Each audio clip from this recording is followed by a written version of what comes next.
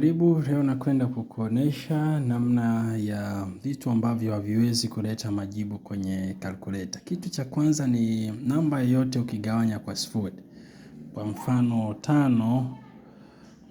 tano ukagawanya kwa sifuri. 5 divided by 0. Hii haiwezi kuleta jibu. Hata ukiweka sawasawa inakuletea math error. Hicho ni kitu cha kwanza. Kitu cha pili ni log ya negative.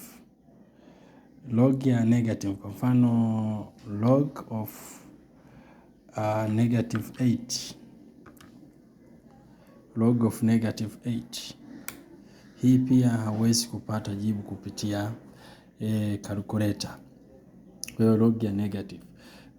Nyingine ambayo huwezi kupata jibu kupitia calculator ni under root ya au square root ya negative.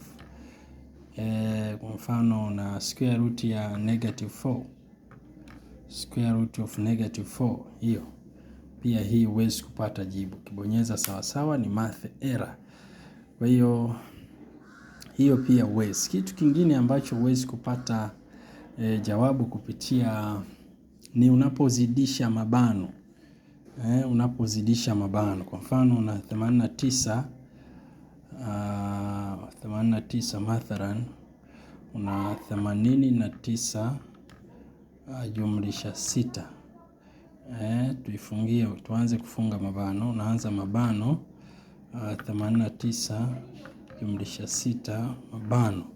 Kaongeza mabano mengine hapo. Yakawa mara mbili. Huwezi kupata jibu kupitia calculator, inakuletea syntax error.